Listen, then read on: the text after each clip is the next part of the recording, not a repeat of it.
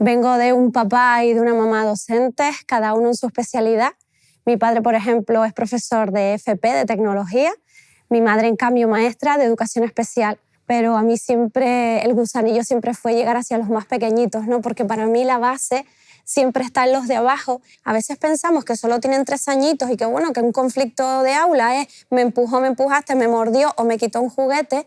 Pero si nos lo tomamos en serio y hacemos una correcta planificación para trabajar lo que es toda la educación emocional, en realidad lo que estamos haciendo es desarrollar una gran base que va a llegar después a primaria y que va a evitar situaciones de bullying y de acoso escolar. ¿Por qué? Porque hemos conseguido modelar e incluso cambiar algunas conductas que no eran las adecuadas. Y esos conflictos que al principio eran más constantes, nos iremos dando cuenta de que poco a poco van disminuyendo. Pero sí que es importante desarrollar todo esto desde las primeras etapas de infantil para que todo ese trabajito dé frutos después en las demás etapas.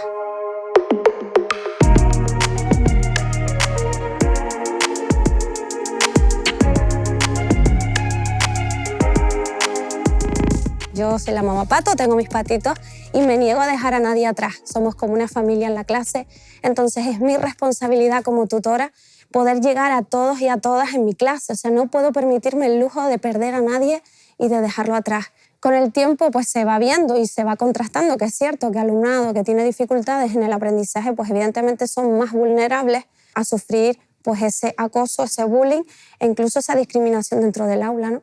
Claro, al final son niños o niñas que cuando vas a hacer un trabajo en grupo, un trabajo cooperativo o vas a seleccionar pues, a tu grupo en educación física o cumpleaños, los iban dejando de lado, ¿no? Entonces, ¿cómo podríamos nosotros afrontar eso desde la clase? Pues creé en su momento pues, la Semana de los Expertos, ¿no? Que al final de semana acabó convirtiéndose en el mes, porque evidentemente se van viniendo arriba y te van creando propuestas. ¿Qué ocurre? Que de repente pues uno de mis alumnos o alumnas es experto pintando tablas o arreglando tablas de surf.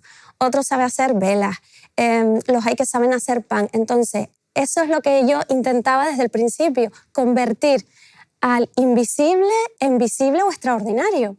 Uno de los proyectos que para mí ha sido más significativo y que ha dado más resultado en poco tiempo pues es el hecho de desarrollar un proyecto con el alumnado de maquillaje corporal, llevarlo a un concurso oficial donde iban maquilladores profesionales. Y entonces, fíjate, un alumno que tenía yo con un desfase curricular de 2 cursos, que sus compañeros y compañeras muchas veces no lo querían ni sentado en su grupo, ni que yo los marcara un trabajo para que lo hicieran con ellos, de repente vieron que este niño tenía una habilidad brutal a la hora de elaborar maquillaje corporal y de crear historias fantásticas. Entonces, al final era el experto en este proyecto y era el que llevaba la voz cantante. De repente es que lo invitaban a los cumpleaños.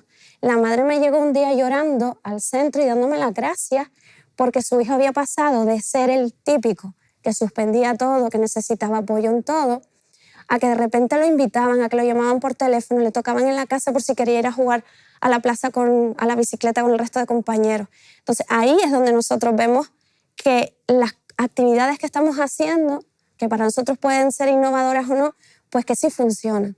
Y al final, ¿dónde se ve? Pues en esa familia que ella se siente más a gusto porque el niño ha dejado de ser marginado, ha dejado de ser excluido y por fin es uno más dentro del grupo de la clase.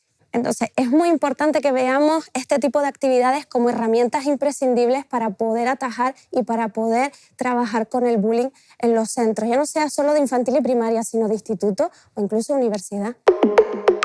A mí, por ejemplo, me encanta que siempre me funciona el buzón, ¿no? El buzón de mensajes a la profe. Al principio hay que quitarle importancia, desde un saludo a la profe de buenos días y luego, pues poquito a poco, como digo yo, salteando pues, las situaciones y sin señalizar a nadie, también vamos dejando caer que, bueno, que si alguien, por lo que sea, pues pudiera tener cualquier situación que le entristece o que le preocupa y demás, pues que también lo podría poner, ¿no?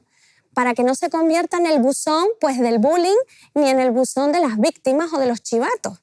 Sí es importante también recalcarles que tiene que ir con nombre, porque si yo tengo que solucionar un problema, tengo que saber con quién lo tengo que atajar y con quién lo tengo que hacer. Por ejemplo, mensajitos de, profe, llevo 3 días triste o una semana triste porque ya nadie quiere jugar en el recreo conmigo, no me invitan a los cumpleaños o me pasó incluso en un sexto de primaria, es que me están poniendo cosas feas en el TikTok, en el perfil cuando subo algún vídeo. de repente es que le pone aprende a bailar fea, por ejemplo.